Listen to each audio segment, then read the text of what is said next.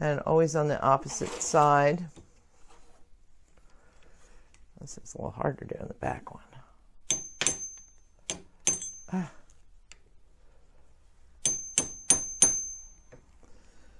And then over here, and then the opposite side. So this is one of the reasons that we wanted to have our bezel wall soldered on really well, because this is a lot of pressure for a thin piece of metal. So now I'm just gonna walk around, not literally. Quite the ring we have going there.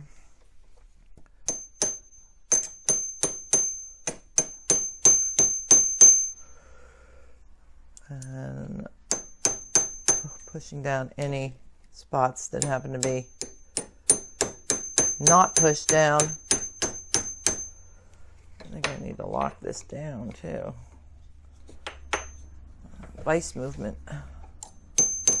I could use my DRS ring clamp here too. And if you don't have a vise like this, you can always use the ring clamp in your bench pin. If you're going to be doing a lot of setting, you might consider something like this. And I saw somebody use double stick carpet tape, which you could tape onto a square block. She did it right on her desktop. I don't know if I do that, but you could do it on here and then clamp the wood to your bench. You can use pitch. You can use all the new thermo plastics. So there's a lot of ways to hold your ring in place while setting. Okay, so now I'm going to come in at an angle. I'm going to turn it to its long way instead of having it this way, at a slight angle. And then I want to come on the opposite side, and we're doing the north, south, east, west. And this is starting to push the bezel wall over the curvature of the stone.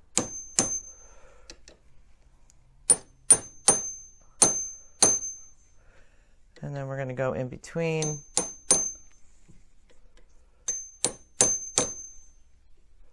North, south, east, west, that is. From opposite sides. And then, camera is right where I need to hammer. I guess I can turn the vise. Imagine that. Oops, wrong way. Sorry.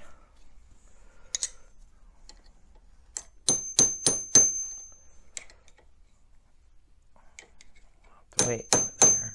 Turn it again.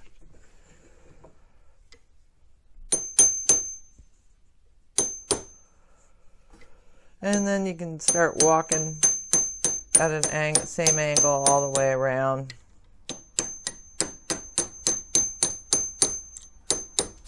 I think it's this chasing hammer. It's got this nice steel on it. I don't know why it's ringing so much. Sorry. And you want to check for wiggle. You can just do this, move it back and forth. I don't have any, so I'm a happy camper. So now I'm going to do a more advanced angle, a steeper angle.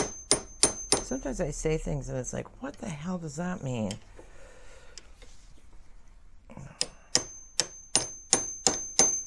And I'm doing the north, south, east, west, but at a steeper angle. Turn vise. We'll hit camera.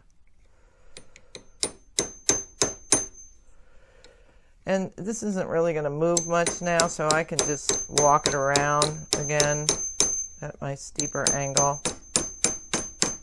I'm going to try different hammers. I don't know, probably driving everybody crazy. We use a mallet. See how that works. Way less ringing.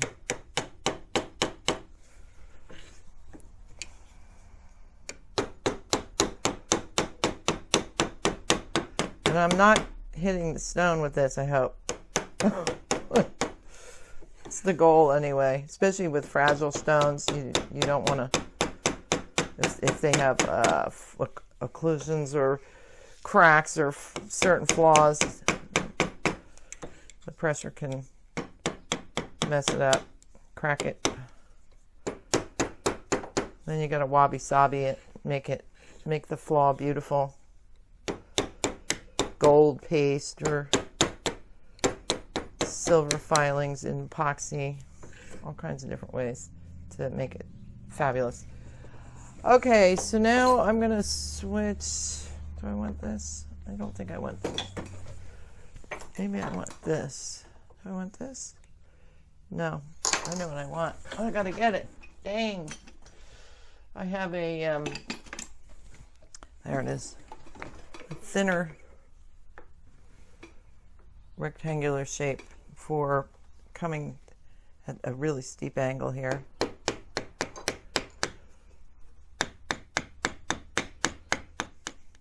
Kind of thickening the bezel, making it look bigger than it, wider than it is. Trying to avoid the stone. Also,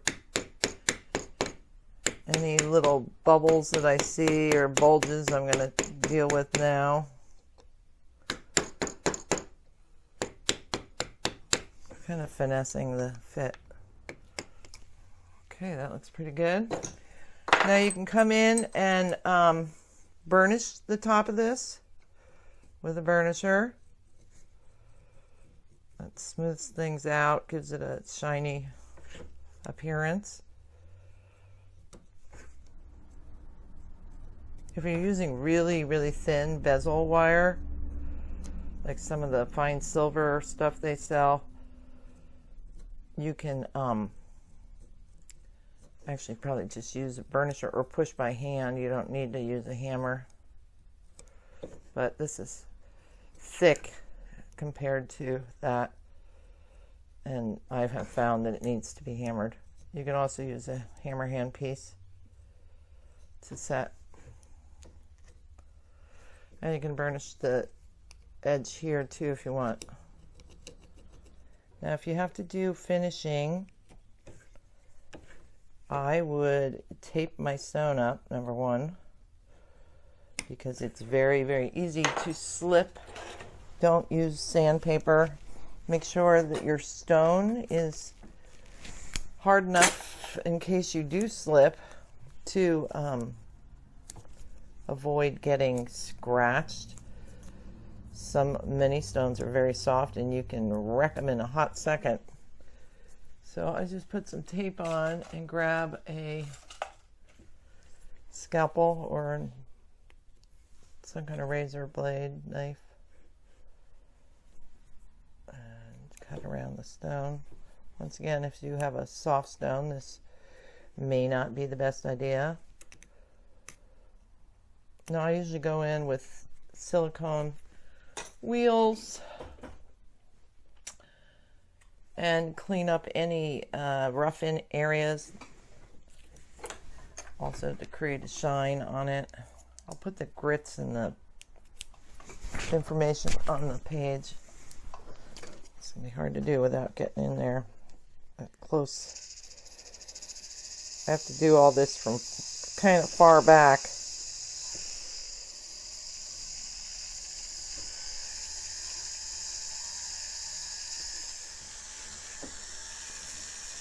If you have very, very thick bezel material, you might think about filing a bevel on the edge that gets set over the stone. That'll thin the metal, but it also makes a really nice looking bezel too. If you find any little flanges or something in the interior, you can use a knife edge graver, and clean any of those off.